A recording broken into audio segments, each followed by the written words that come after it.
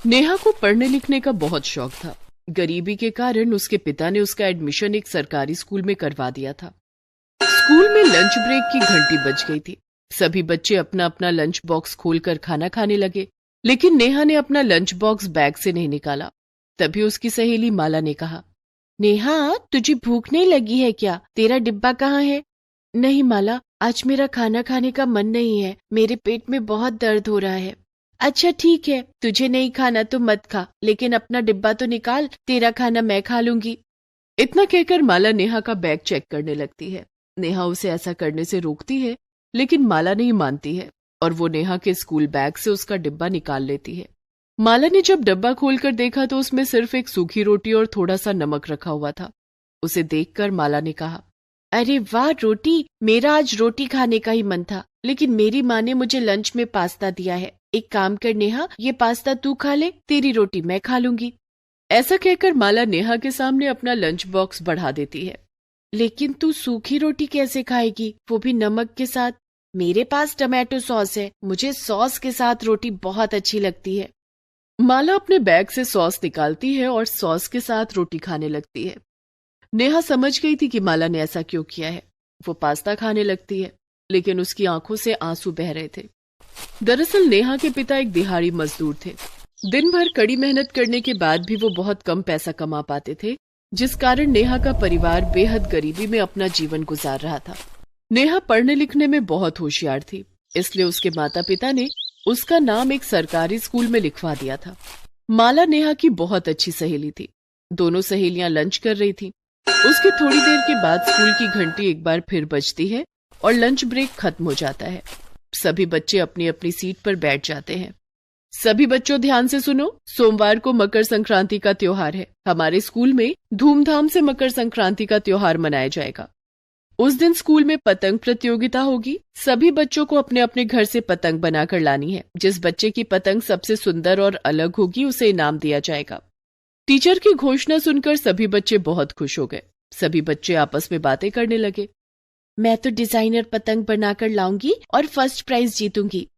स्कूली बच्चों की बातें सुनकर नेहा चिंता में डूब गई। नेहा को परेशान देखकर माला ने कहा, क्या बात है नेहा, तू क्या सोचने लगी?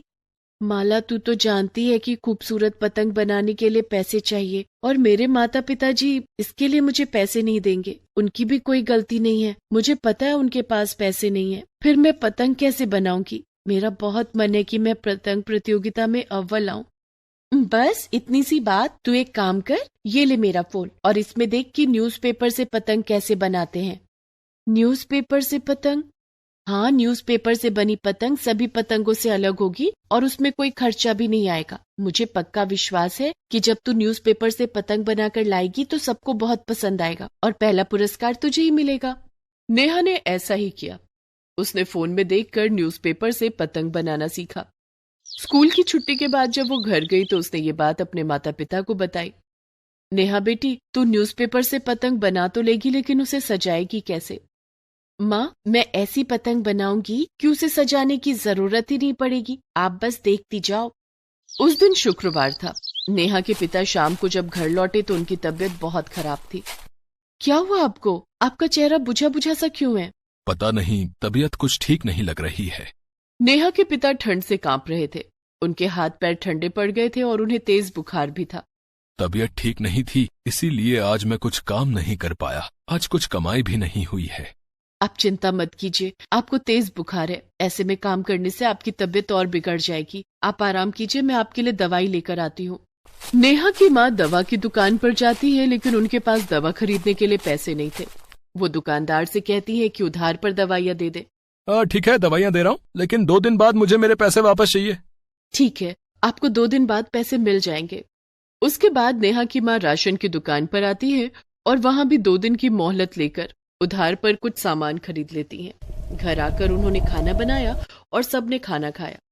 उसके बाद नेहा के पिता दवाई खाकर सो गए। रात में, नेहा बेटी, तेरे पिताजी की तबीयत खराब है। मैं 2 दिन की मोहलत लेकर उधार पर दवाइयाँ और राशन लेकर आई हूँ। तुम चिंता मत करो माँ, हम 2 दिन बाद सबका उधार चुका देंगे और पिताजी की तबीयत भी ठीक हो जाएगी। बातें करके दोनों सो जाते हैं। 2 दिन तक नेहा के स्कूल की छुट्टियां थी। नेहा के पास सिर्फ 2 दिन थे। उसने कड़ी मेहनत करनी शुरू की। वो शहर की एक लाइब्रेरी में गई और वहां उसने पिछले पूरे साल के न्यूज़पेपर मांगे। इन पुराने न्यूज़पेपर्स का तुम क्या करोगी? सर, मुझे पतंग बनानी है। पतंग बनाने में इनका इस्तेमाल करूंगी। अगर ये न्यूज़पेपर आपके किसी काम के नहीं है तो मुझे दे दीजिए। हाँ, तुम इन्हें ले जा सकती हो। लाइब्रेरियन ने पिछले साल के सभी पुराने न्यूज़पेपर नेहा को दे दिए।